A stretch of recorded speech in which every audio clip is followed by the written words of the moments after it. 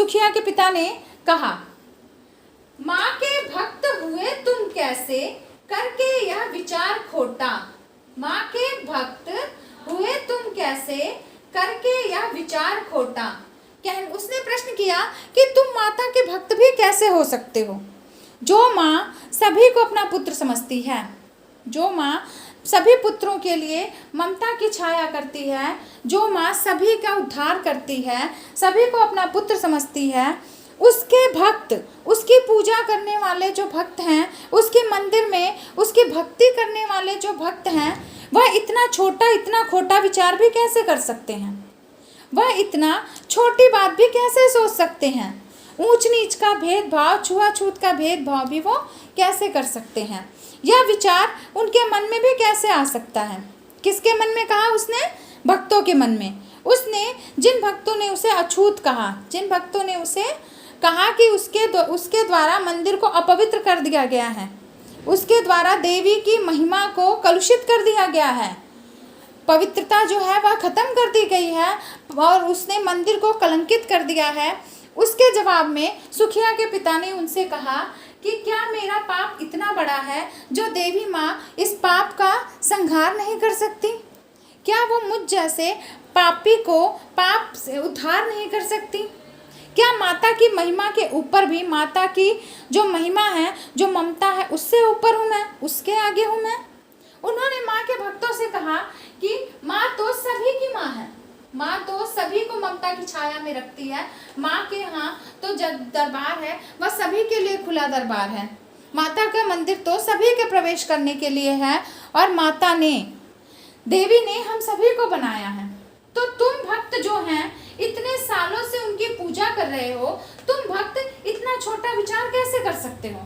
इतनी छोटी बात तुम सोच भी कैसे सकते हो? तुम सारे भक्त इतनी छोटी बात तुम सोच भी कैसे सकते हो? इतना खोटा विचार तुम्हारे मन में कैसे आया कि मैंने अपराध कर दिया है, माता के मंदिर में प्रवेश करके मैंने माता को कलंकित कर दिया है, मैंने माता की पवित्रता को, माता की महिमा को, माता की गरिमा को पाप से युक्त कर दिया है, पाप से भर दिया है। यह विचार तुम लोग कर भी कैसे सकते हो? उसने कहा, माँ के सम्मुख ही माँ का तुम गौरव करते हो छोटा। पहले तो तुम माँ के मंदिर में खड़े होकर माता की पूजा करके इतने दिनों से यह सवाल पूछते हो कि तुम अछूत जाति के हो और तुम जो है, तुमने माता की महिमा को, माता की पवित्रता को अपवित्रता में बदल दिया है। मंदिर में आकर तुमने बहुत भारी अपराध किया है और इस भारी अपराध में तुमने मंदिर को कलंकित कर दिया है और तुम इतने दिनों से, इतने समय से माता के भक्त हो, माता की पूजा करते हो, माता की अर्चना करते हो, माता के लिए तुम गुणगान करते हो और तुम ऐसे भक्त हो जो इतना छोटा विचार रखते हो, इतना तुच्छ विचार रखते हो कि जो अछूत व्यक्ति हैं, जो सिर्फ जाति के आधार पर समाज ने जिन्हें अछूत कहा है, वह अछूत व्यक्ति को मंदिर में प्रवेश नहीं करना, क्योंकि वह माता की महिमा को, क्योंकि वह मंदिर की पवित्रता को अपवित्रता में बदल देगा। माँ के सम्मुख ही माँ का तुम गौरव करते हो छोटा। और तुम भक्त जो हैं, अपने आप को जो ऊंची जाति का समझते हो, माँ के सम्मुख, माँ के सामने, माता के ही सामने, माता के गौरव को, माता की जो शक्ति है, जो माता की ममता है, उसे छोटा करते हो। माता की बातों को, माता को तुम छोटा बना रहे हो, यह कह के कि माता जो है वह अछूत प्राणियों को अब ममता की छाया नहीं देती, यह कह के कि माता के मंदिर में जो जन्म के आधार पर समाज द्वारा अछूत कहे गए हैं, अस्पृश्य कहे गए हैं, ऐसी जातियों को माता के मंदिर में प्रवेश वर्जित है।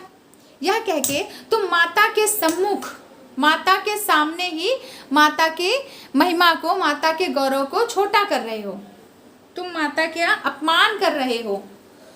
तुम माता के लिए जो है वह, उसकी ममता के लिए सवाल खड़ा कर रहे हो कि माता जो है वह किसी अछूत जाति के व्यक्ति से पूजा अर्चना नहीं चाहती।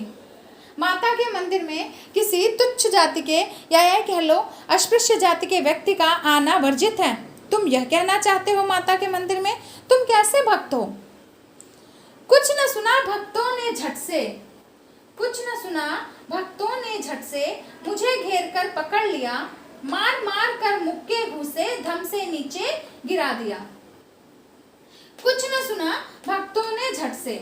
भक्तों ने सुखिया के पिता की कोई बात नहीं सुनी। भक्तों ने सुखिया के पिता की किसी तरह की कोई बात नहीं सुनी। उसकी बात पर उन्होंने ध्यान ही नहीं दिया।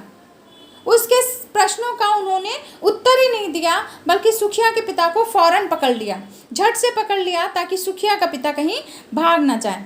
और सुखिया के पिता को सभी भक्तों ने घेर लिया। माता के मंदिर के अंदर सिर्फ इसलिए कि एक व्यक्ति जो है वह उसे जाति के आधार पर अस्पृश्य कहा गया है, उसे जाति के आधार पर अछूत कहा गया है, उस व्यक्ति का मंदिर में आना वर्जित किया गया। और अपनी पुत्री की चाह की व्यवस्था में वह माता के मंदिर में आया।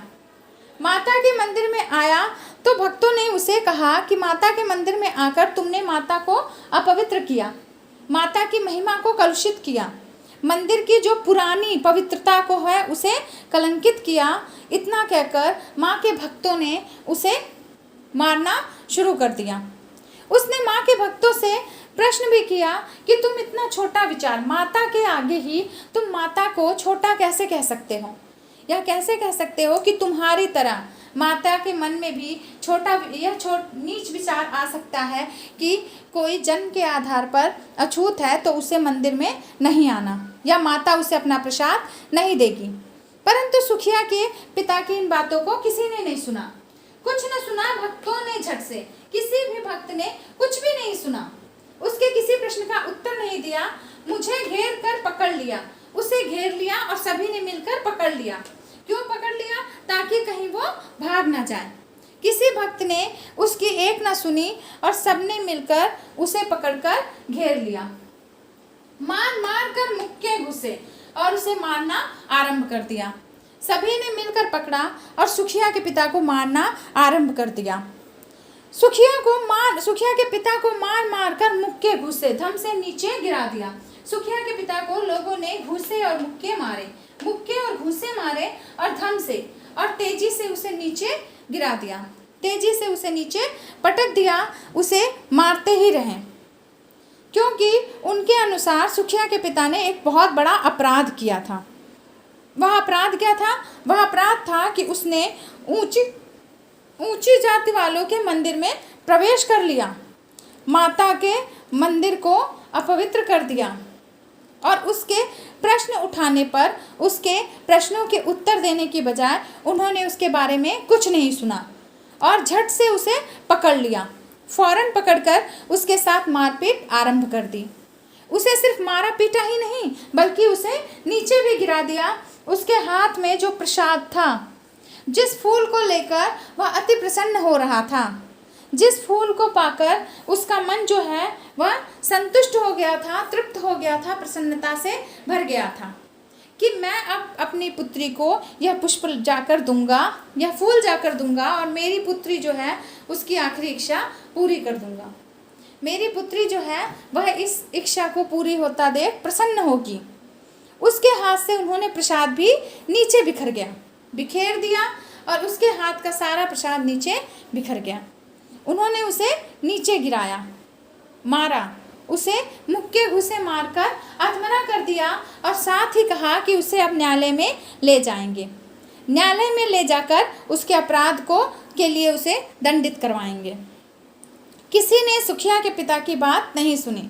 किसी ने यह जानने का प्रयास नहीं किया कि वह व्यक्ति जो जानता है कि वह समाज में अछूत है, फिर भी उसने माता के मंदिर में आने का, माता के मंदिर में प्रवेश करने का साहस किया, यह जानते हुए भी कि उसे अपराधी माना जा रहा है।